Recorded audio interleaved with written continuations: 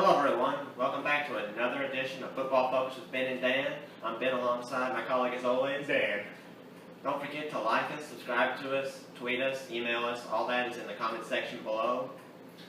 Today we're going to start a new 8-part series called Realistic Expectations. We're going to go over each division and tell you what each team in those divisions can realistically expect to have as their record for the 2014 to 2015 NFL season. We're going to start with the team that we're representing today, the division we're representing today, the AFC South. Ben, take it away. Well, we're going to start off with the Jacksonville Jaguars. They went 4-12 last year. You know, this year they're bringing back a lot of the same people. They got the same staff as last year. Gus Bradley just got through with his first year of coaching. It wasn't exactly a successful year as they went 4-12, but the Jacksonville Jaguars knew they were rebuilding when they brought him in. They brought in a good pedigree with him. Well, they've made some additions, especially on the defensive side of the ball. They brought in Chris Clemens and Red Bryant from the Seattle Seahawks. Bryant is a defensive tackle, Clemens being a pass rusher who's going to be pretty solid. Both those guys, big additions on the defensive side of the ball, not to mention they already had got linebackers like Paul Peluzny and then safety and Jonathan Zipring who showed major improvements in throughout the year. On the offensive side of the ball, they brought in Toby Gerhart, a guy we love on the show, a guy that we talk about as often as we can because we can't say enough about him. He is a huge offensive acquisition for them. He's going to possibly lead the league in carries. He's going to really help get that team more stable since they lost Maurice Jones-Drew. They don't really have a whole lot of anything behind him as far as the running back position goes. As far as wide receivers, they already have Cecil Shorts, and then they went out and drafted two more, Marquise Lee from USC and Allen Robinson from Penn State. Those two guys are going to really help whoever's under center, whether it be Henne, Bortles, at some point it may be both, a little bit of both this season. Those are a couple of really big acquisitions to help that offensive weaponry too. As far as prediction for them this year, well, I mean, realistically, they're probably going to be in the 6-10, 7-9, kind of high there. But I mean, with a ceiling as 9-7, depending on how the division falls. And as far as a floor, they could go as low as 5-11. I agree. Few Jacksonville fans, its arrow is pointing straight up, and I don't expect it to look down, at least for the near future. Bradley's an excellent coach, excellent ex-defensive coordinator. He knows what he's doing. The players love him. The people love him. As Ben said, they've got a pretty strong young core, but they really brought on some good free agents as well.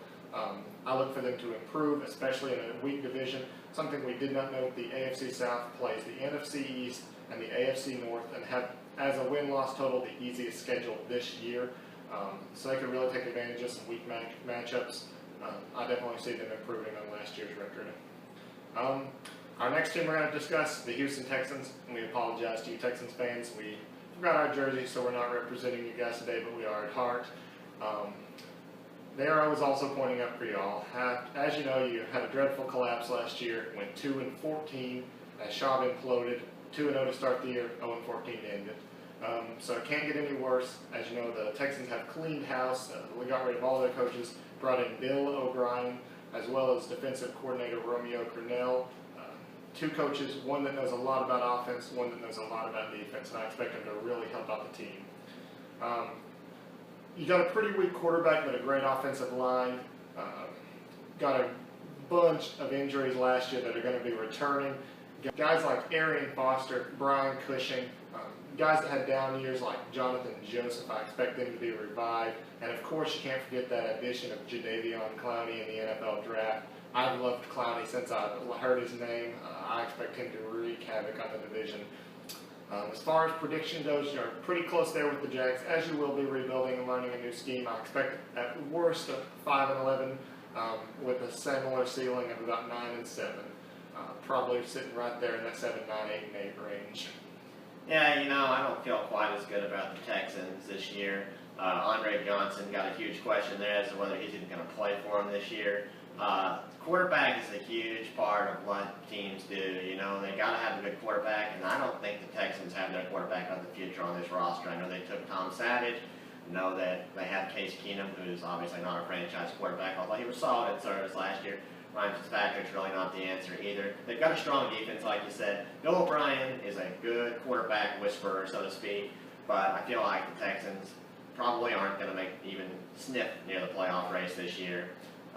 Wish they would have gotten out either in the offseason, but that's, you know, for another story. But, yeah, I mean, that's pretty realistic. but I'm not quite as high on the Texans at all. My next team is the Titans, Tennessee Titans. Last year they went 7-9, made sweeping changes this season. It's almost like an entirely new team for the most part.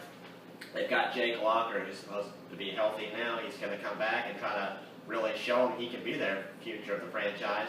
They've brought in Ken Wisenhunt and Ray Horton. Ken Wisenhunt is the head coach. Ray Horton, the defensive coordinator, who's had success at all of his stops as a DC. They've really done a lot to upgrade their offensive line. They brought in Michael Orr, and they've drafted Taylor Lewan. That's going to make for an interesting battle in camp, obviously. Lewan's going to make the team. He was drafted in the top 15, so that's a thing. They've got Kendall Wright. He's a rising star. You know, they've got some guys on defense, but they're average at best. I mean, there's a lot of question marks behind this team. You know, they just got rid of CJ2K. At running back, they're going to have Bishop Sankey. They're going to have Sean Green kind of mix it up a little bit. The staff is going to improve this team, but, you know, they're one of those teams that's going to fall between that same thing, 5-11 and 9-7, depending on what happens in the division. I agree. Behind the Colts, this division is up for grabs.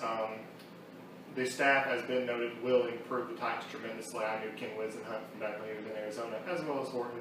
I expect the defense in Tennessee to be a real sleeper defense this year. I expect huge upgrades across the board.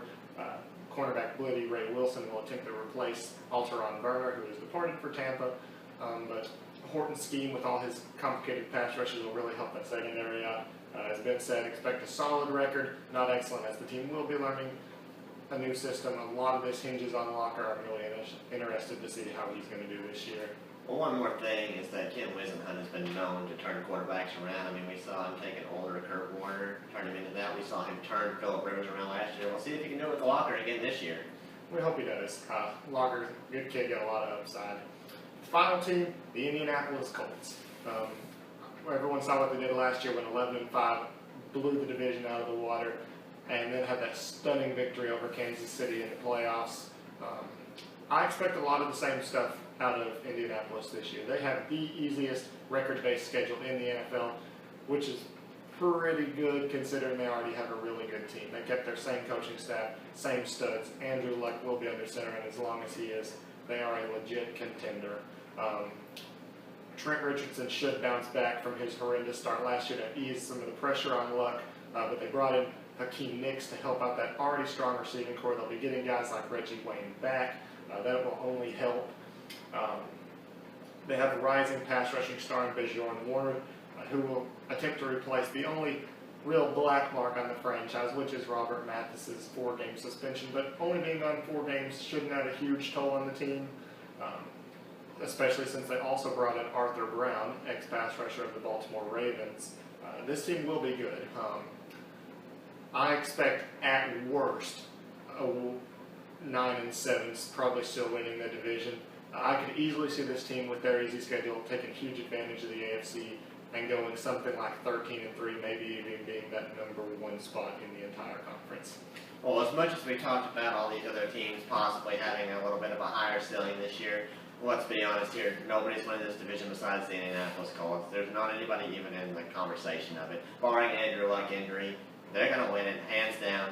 They've improved on an already solid team, like you said about the wide receivers and such. The only real issue I see with them, other than the running game, which they're going to really have to make strides with that, is I'd like to see their defense just get us a little bit stronger. You know, like you said, Robert Mathis only out 4 games, and they've got the young pass rusher in Werner. He's going to be really solid too. Just like to see that defense kind of step it up a little bit, but we're hearing good things. Reggie Wayne's evidently doing really well, and I think the Colts, yet again, going to run away with this AFC South. I agree. But anyway, guys, thanks a lot for joining us again on this episode. Check back. We'll be covering another division next time and continuing on with this series. As always, like us, subscribe to us, tweet us, email us. When you guys email us, we're going to talk about you live on the show. Ask us questions, tell us what you want to hear about, and tell us what we missed. Have a great evening.